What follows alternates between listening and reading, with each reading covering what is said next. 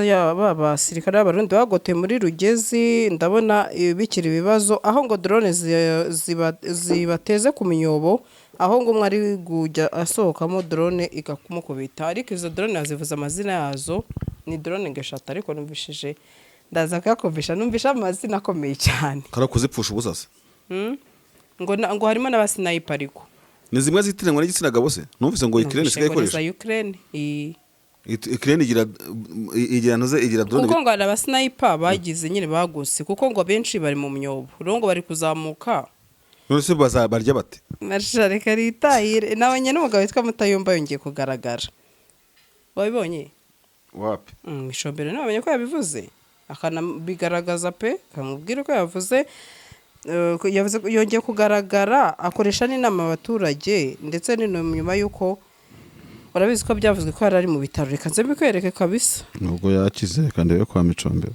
Borindi kubona none aha muri Kongo bamwe bati batumva ngo gute ngo u Rwanda ngo ruvuga kuri Katari nyine ku rupfu rw'uriya mugabo arangiza ati na M23 nayo ati turabana rwose ati yateye ikirenge bishyize bisanzwe yego kubera ko nabo none se Katari se bari mu ntuze sekaba yagomba kukabyazamo niba nabyita amatiku niba nabyita iki niki no kugeza ku muntu wapfuye koko ibyo birakwiye ni ikibazo gikomeye ko dukwiye kujya impaka z'ibiraro n'imihanda n'iki umuntu yapfuye nyine nese ubwo nguko intambara zigiye no kubonekana ko ngo yamwifurije ibintu gusa Sandrine nanone tutazakora censorship ku bantu ubwo noneho jya kugira ngo mbishyire kuri M23 mbihuze n'u Rwanda ino condoléance yo kuri Qatar ahubwo je nagenda nkareba niba tuvuge na RSF muri Sudan yabikoze ndavuga ku mitwe y'inyeshyamba active niba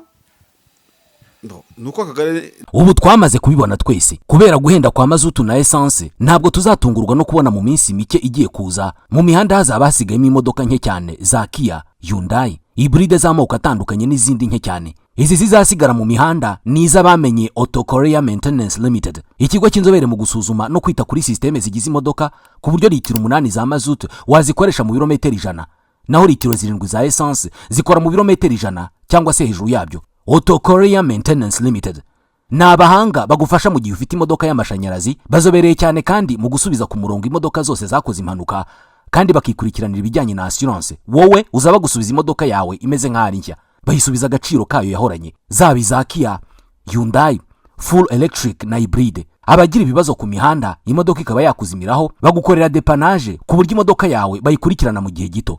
Abafite imodoka zikoresha mazutu muri Auto Korea Maintenance Limited bazikorera maintenance bakoresheje imashini zabugenewe batiriwe bafungura imodoka ubundi imodoka igatangira kunywa bike cyane. Ibi igiciro kibikomoka kuri petrol kirabidutegeka twese.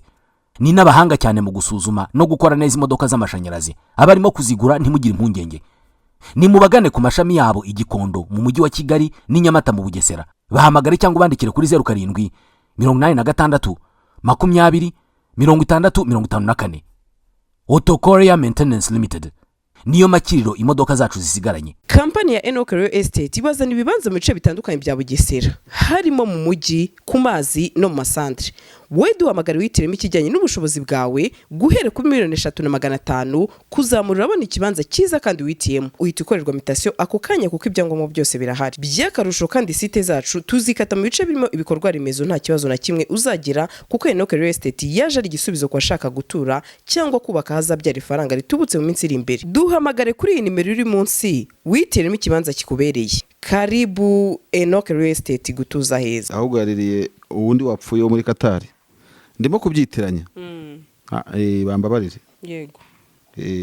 Yanditse yo kuri Emiri wa Qatar yamusomeye n'itangazo. Uriya mupapa wa nyine wa Artani wapfuye.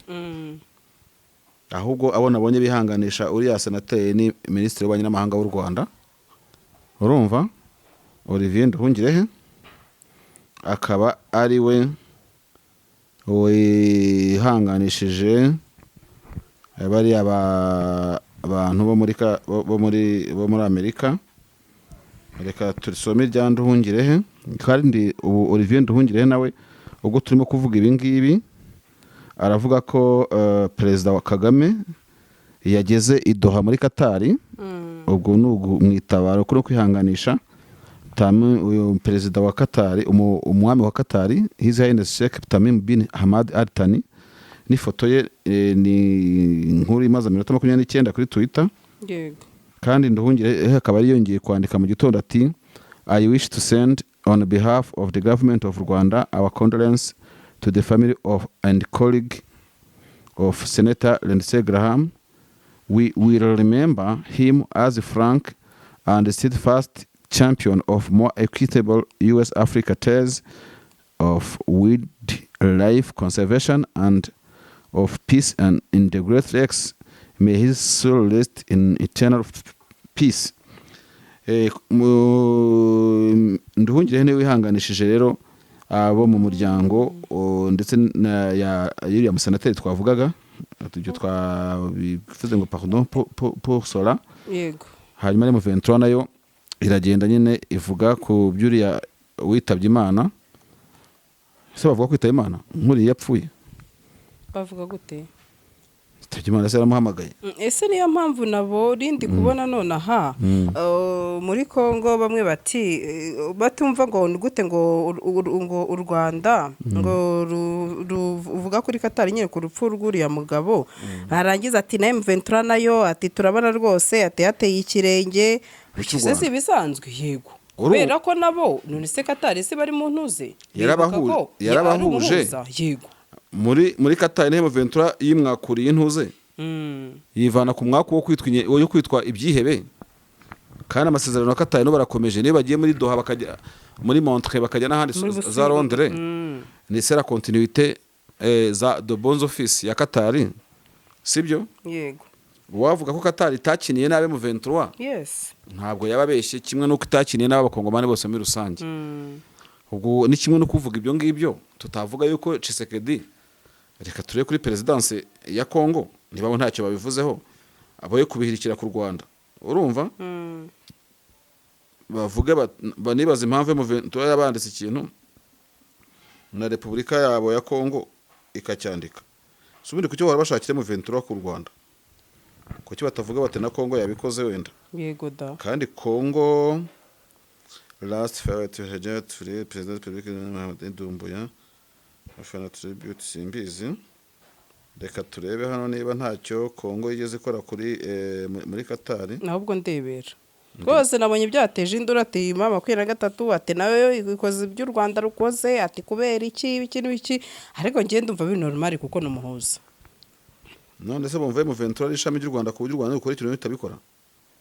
Si ikibazo. Ni iriya narrative ubatse cyo kora Kongo Kinshasa nubwo yatembereje Emile wa Qatar muri mize ya Mobutu. Urumva? Muri amasaha ndabona ntacyo bigeze bavuga ku rupfu rwa uyu mugabo muri Qatar. Reka turebe Hamad Doumbouya. Banzurebe neza. Shandi kuri Twitter abone bo kwireba kandi ya presidence. Ubwo ndajya ko no kwica Tshisekedi bwite ni ya presidence rwose. Iyi Twitter iri verified. Oya. Ni Republika itari Kongo. Ni ya Guinea yari yanyivangiye. Urumva? Republique du Benin, Republique du Congo, RDC, DRC. We musigaye mwaragize wasanga baragize baramborotse nka Muhozi. Ifite abayifollowinga miliyoni n'ibihumbi 300. Condolence. Oya babikoze hashyize amasaha 22. Yego. Condolence message Qatar. The President of Republic His Excellency Felix Antoine Tshisekedi Chilombo. Urumva? Reka mbishyire mu gifaransa bitazana kumvunira ubusa. Le président de la République, son Excellence Félix Antoine Tshisekedi Chilombo, a appris avec une profonde tristesse le décès survenu dimanche 12 juillet 2026 de son Altesse le Cheikh Hamad bin Khalifa Al Thani, émir père de l'État du Qatar, à l'âge de 74 ans. Au nom du gouvernement et du peuple congolais, le chef de l'État présente les condoléances les plus sincères et les plus émues à son héritier. Ça, bafite ibifaransa byinshi n'ibintu birebire. Ibyo rero barabikoze. Ahubwo tureba hashize amasaha 22, sibyo? Tureba FC niba hashize amasaha 23. Tureba wabanjirije undi. kuko tugomba kubiverifiya wasanga Qatar yananditse mbere y'u Rwanda who knows. M23 imaze amasaha 15 kuki se batavuga ko M23 ndabona na Kone nanga ariko yabyanditse kuki batavuga ko M23 yiganye leta yabo yo muri Kongo bakabishyira ku Rwanda. Yego. Ngaze ndebe kuri ku Rwanda urumva village Urugwiro turebe ku masaha uko bagiye bakurikirana. Urugwiro village ni y'u Rwanda. Ibyo ko biri kose Perezida Kagame ndabona ino condoleance bakumwe bandika ngo umunsi umwe urumva byarenze amasaha 28. Yego. Byumvikane neza rero ko u Rwanda rwarabatanguriye, Kongo ikurikiraho sibyo. M23 nayo ikurikiraho tugiye mu buryo bwa timing y'amasaha. So rero ntekereza yuko ibyo ntawe ukwiye kuvuga gutyo, kandi n'uwakora ikintu cyiza n'undi yakoze cyiza byo ntabyo nabibyazamo intambara. Nta cyaha kibi. Ahubwo abakongomani bamwe na bamwe n'abandi bantu ntazi ngo ni bande bumvikana kose kabe yagomba kukabyazamo, niba nabyita amatiku, niba nabyita iki n'iki, no kugeza ku muntu wapfuye koko ibyo birakwiye. Ni ikibazo gikomeye ko dukwiye kujya impaka z'ibiraro n'imihanda n'iki. Umuntu yapfuye nyine nese ubwo nguko intambara zigiye no kuba ngo nikana ngo yamwifurije ibintu gusa Sandrine nanone tutazakora censorship ku bantu. Ubwo noneho jya kujya mbishyire kuri M23 mbihuze n'u Rwanda ino condoleance yo kuri Qatar. Ahubwo je nagenda nkareba niba tuvuge na RSF muri Sudani yabikoze, ndavuga ku mitwe y'inyeshyamba active, niba nuko Kagare simbizi, niba kwa Kayina babikoze, niba kwa Rubanga babikoze sibyo. Yego. Niba ahantu hari imitwe oya tukanareba niba hari amashyaka ya politike parana kuvuga ngo n'inyeshyamba yaba yakoze muri ubu buryo uti kubera iki. Tuvuge niba condoleance nk'izi ngizi umwe wese yayikora, ariko hakaza imbere ibihugu n'abayobozi bakomeye ku isi. Noneho mu mitwe yigenga niyo bivuze nimvuga yigenga wumve amashyaka tuvuga ari mu ishyamba cyangwa atari mu ishyamba, tukabona IDPS itabikoze sibyo. Yego.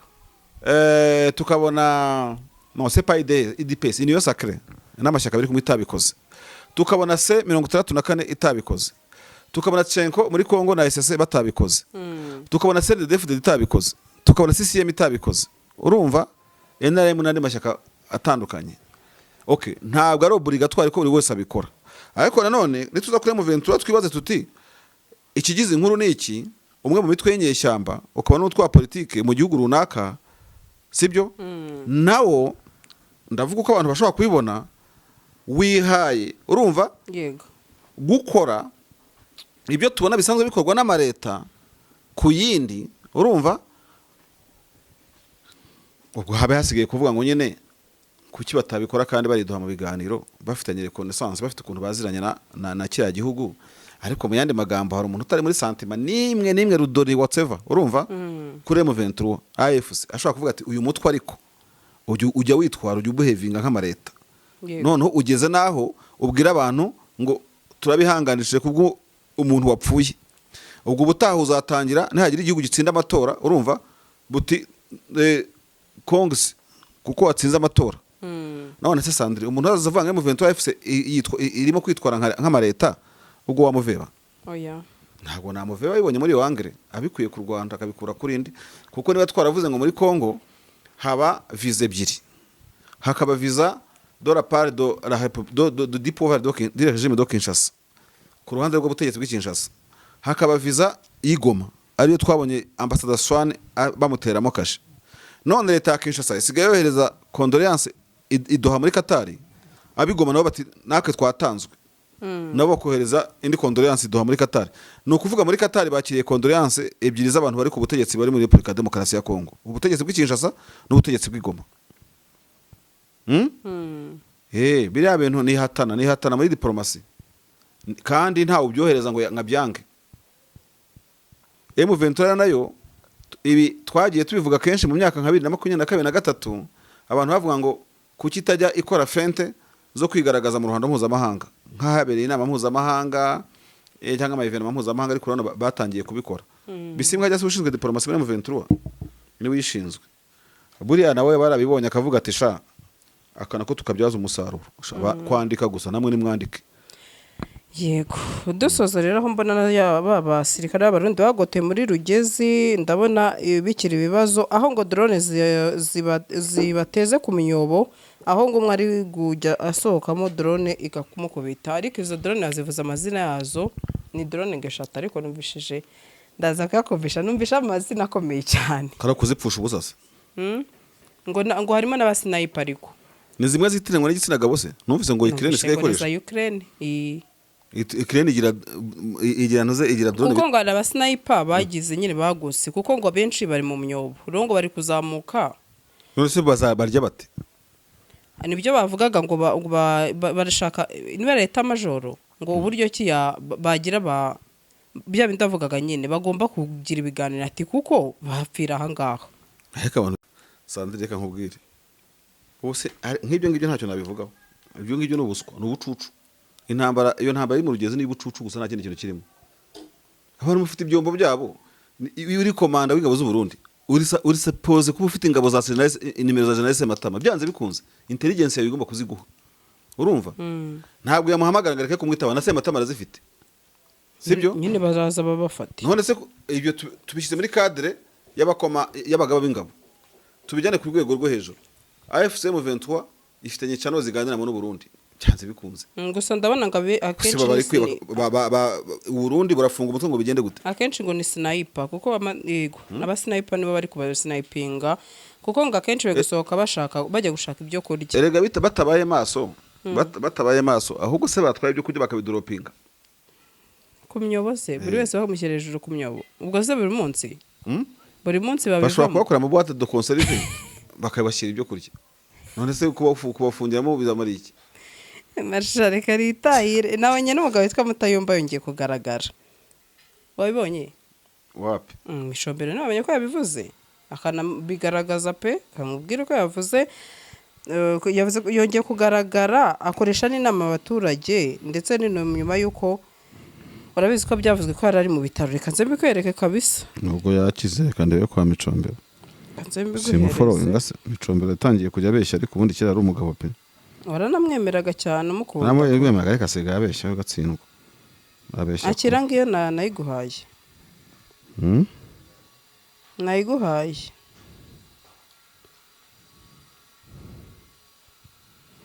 ngayo nguko rero ndabona Micombero avuga ko ari n'agace abazenda bigaruriye ngo kaka niba ari katoyi ngo muri Bashari Mukoto urumva reka ndazira ko kitwa Konde Guturoko and Security the fighting report de la Burundi ne Nkingwe cross de village Maremo mu ventongo yatangiye ibitero nuko nyine ngo bashobora kuba bagize kosha ubwo se shahu ahangaha se ho nabonaga mbabarasira bya hatari Mutayomba ndabona nawe ngo bari bavuze ko yapfuye ngo baribeshya ariko sha Mucombero nawe aramwica amubiva nabi ngo ndi self proclaimed General Mutayomba James ese yitwa na James They appears in a video after the capture of the village of Katoyi. He denounces the mubore kwitanga murashize turabona ibereye iyi Katoyi ngibamo FDL nyinshi ni hatari twitahire ndumva ari ibyo by'uyu munsi bwana Mashari ariho twasoreza niba nakuniganya ijambo oya ira jambo ntabwo warinigana urumva yego ntabwo warinigana cyeka ahubwo nawe wumva ufite ibindi twavuga nibyo by'uyu munsi pe uko giye mfite umwuka nibyo by'uyu munsi reka nkureke nawe ujye kuruhuka shande kanje kuruhuka rende yoze si ikintu agari ikintu kabisa biba bikomeye ndagushimiye nanjye reka nanjye ngushimire rero Sandrine uzi ko ntakibuka gusoza ibiganiro nanjye kukigushimuta none birananiye ndagushimiye cyane wakoze Imana igumugisha n'ibindi byose wifuza wakoze cyane pe ese kuba uvuga ngo nyifuriza umugisha nese mwifuriza amakuru nkaho barimo kuva kure oya mwifurije umugisha pe mvuze pe iyo nkizo pe ujye umenya ko ajye ushyiraho amafaranga se n'amafaranga sha n'amafaranga dore iminsi myiza igiye kuza humura umugisha uri cyuka wapi sawa umunsi bwiza bwana Marshal nanjye ndagushimira koze inzozi zawe zo gutunga moto nziza igezweho kandi yizewe zibaye impamo hamwe na Spiro. Sendegeya Emile arazigufitiye ku giciro cyiza kidahenze, aho utayafite yose yuzuye ukaba wakwishyura mu byiciro. Spiro M1, M2, M3 zisange mu Giporoso ku cya Mitsingi ahateganye na Hilltop Hotel. Hari icyapa kinini cyanditseho Sendegeya Emile. Ukimara kugura iyawe uhita uyitahana ako kanya. Ibyo kuyiba byo bazabyibagirwe kuko tuyitarakinga twifashishije GPS yayo ikagaruka. Hamagara Sendegeya Emile kuri 0788 307 maze Spiro yawe uyibikeho. Mbaza Nedil, wigize kurota inzozi zo kuzatunga ikibanza muri Kigali ariko ubushobozi bwa buke? Niba ikiri inzozi kuko ubu twakuzaniye ibibanza byiza kandi bya make. Ni hano Rusororo twakuzaniye ibibanza byiza kandi birengeje mezire biri muri site. Hari umuhanda, amashanyarazi, amazi ndetse n'amashuri hafi yawe. Ibi bibanza byose bifite ibyangombwa by'akarusho no kugura duhita tukikwandikaho. Ni kuri miliyoni 8 kumanura. Ngwino tugutuze neza kandi kuri make. Ku bindi bisobanuro watwandikira cyangwa ukaduhamagara kuri nimero 0782 05 2939.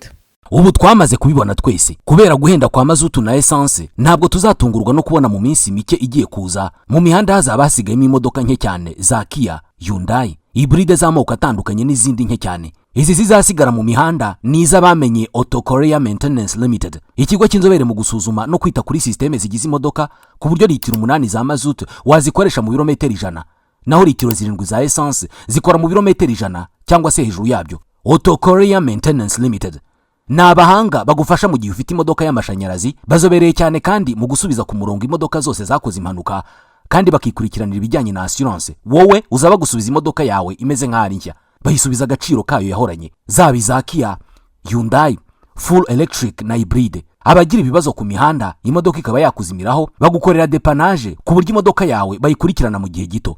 Abafite imodoka zikoresha mazutu muri Auto Korea Maintenance Limited bazikorera maintenance bakoresheje imashini zabugenewe batiriwe bafungura imodoka, ubundi imodoka igatangira kunywa bike cyane. Ibi igiciro kibikomoka kuri petrol kirabidutegeka twese. Ni n'abahanga cyane mu gusuzuma no gukora neza imodoka z'amashanyarazi. Abarimo kuzigura ntimugire impungenge, ni mubagane ku mashami yabo i Gikondo mu mujyi wa Kigali ni Nyamata mu Bugesera. Bahamagare cyangwa bandikire kuri 07 86 20 6054. Auto Korea Maintenance Limited niyo makiriro imodoka zacu zisigaranye. Kampani ya Enoch Real Estate ibazana ibibanza mu bice bitandukanye bya Bugesera, harimo mu mujyi, ku mazi no mu masantre.